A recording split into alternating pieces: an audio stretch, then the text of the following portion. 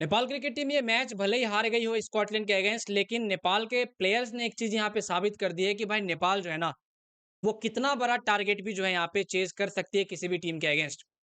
हालांकि ये match Nepal 2 run से हारी है, लेकिन जो एक मैसेज दुनिया को पहुंचाना था नेपाल की तरफ से, वो नेपाल के प्लेयर्स ने पहुंचाए है।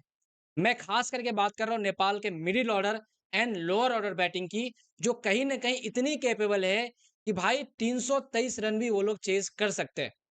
आज नहीं हुआ, लेकिन भाई लोग कह सकते हो नेपाल इतनी कैपेबल थी कि ये टारगेट भी चेज हो सकती थी। हालांकि कुछ कुछ गलतियां हुई है जिसपे मैं पर्टिकुलरली बैटिंग को लेकर बात करूंगा, जो एंड में चीजें हुई है। लेकिन उससे पहले आपको इस प्लेयर को सल्यूट करना चाहिए भाई, क्योंकि इस प्लेयर ने लिटरली आज जितने रन पिटवाए थे ना बॉलिंग में, भाई उतने रन इन्होंने बना दिया। मतलब आप कह सकते हो लिटरली सोमपाल कामी के अंदर आज वो गुस्सा भरा था, जब उनको बॉलिंग के टाइम पे इनको रन्स पड़ रहे थे। और ये जब बैटिंग करने आए ना, वो सारी की सारी गुस्से जो है भाई यहाँ पे स्कॉटलैंड के बॉलर के अगेंस्ट निकाल दिया। हालांकि भाई लोग मैं अभी भी ये मानता हूं कि जो हमारा 50वां ओवर था, जिसपे करण केसी आउट हुए थे, वहां पे करण केसी को वो चेस कर लेना चाहिए था, वो चेजेबल टारगेट था। मतलब हम लोग 2 रन से हारे।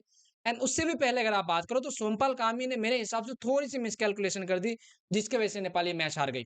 मतलब अगर सोमपाल कामी उस बाउंसर को छोड़ देते, जो कि प्रिडिक्टेबल था कि भाई वो प्लेयर बाउंसर ही करेगा, क्योंकि वो पूरे मैच में आज बाउंसर करा है, जिसके वजह से नेपाल के आज विकेट जो है ज्यादा बाउंसर पे गई। आप भीमसर की बात कर लो, वो कहीं ना कहीं बाउंसर पे आउट हुए।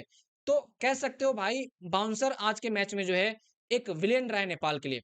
एंड उससे भी बड़ी चीजें यहाँ पे है कि भाई जो अंपायर था आज के मैच में, उसने यहाँ पे करण केसी के जब विकेट गिरी है उस पे उसने नो बॉल नहीं दिया, क्योंकि वो जो करण केसी का विकेट था ना, वो बाउंसर भाई यहाँ पे दूसरा बाउंसर था जहां पे अंपायर को देना चाहिए था नो बॉल, लेकिन अंपायर ने वो नो बॉल नहीं दिया।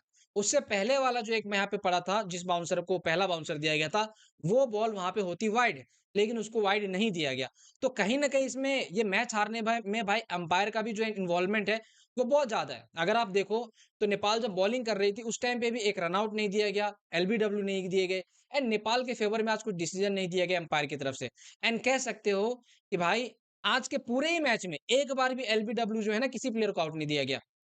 तो कहीं ना कहीं कह सकते हो भाई वो आज चीजें हुई है नेपाल के अगेंस्ट अंपायर की तरफ से। खैर, अंपायर को आप क्या ही दोष दोगे जब आपके खुद के जो कैप्टन है भाई उनकी बॉलिंग रोटेशन सही नहीं है।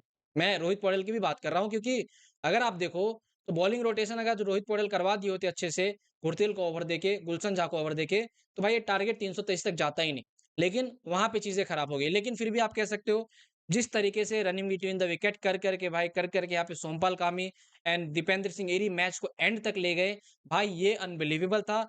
ये चीजें स्कॉटलैंड जो है ना, उन्होंने भी नहीं सोची थी कि नेपाल जो है कुछ इस तरीके से टारगेट को भाई इतने क्लोज लेके आ जाएगी। क्योंकि मैं आपको एक बात बता रहा हूँ, स्कॉटलैंड ने सोच ही लिया था कि ये मैच हम लोग जो है जीत जाएंगे। जब उन्होंने 300 प्लस का स्कोर यहाँ पे दे दिया, 323 का स्कोर दे दिया, उनको लगा कि ये मैच आसानी से जीत जाएंगे। लेकिन एंड में जाके आपने देखा होगा भाई जो स्कॉटलैंड के बॉलर्स थे वो लिटरली प्रेशर में थे। एंड कह सकते हो भाई ललित राजवंशी वो फिनिश नहीं कर पाए, संदीप लामिछा ने फिनिश नहीं कर पाए मैचेस को, जिसकी वजह से आप देख सकते हो संदीप लामिछा ने यहाँ पे मतलब उदास भी है। लिटरली शायद मेरे हिसाब से रो रहे थे संदीप। तो कहीं ना कहीं कह सकते हो दिल टूटा है नेपाल के फैंस का। लेकिन एक गुड न्यूज ये है कि नेपाल भाई 300 प्लस का टारगेट चेस करने की कैपेबिलिटी रखता है। नेपाल के middle order lower order batting जो है वो कैपेबिलिटी रखते हैं। मैं टॉप ऑर्डर का नाम इसलिए नहीं ले रहा हूँ क्योंकि पिछले 3 मैच में नेपाल के टॉप ऑर्डर बैट्समैन ने ना रोहित पौडेल ने उतना कुछ खास किया, ना दीपेंद्र सॉरी ना भुरतेल ने उतना कुछ खास किया, और ना ही आसिफ शेख ने। इनफैक्ट आसिफ शेख ने तो आज भाई कुशल भुरतेल को रन आउट ही करवा दिया, और खुद भी वो रन नहीं बनाए। तो कह सकते हो गलतियां हुई है।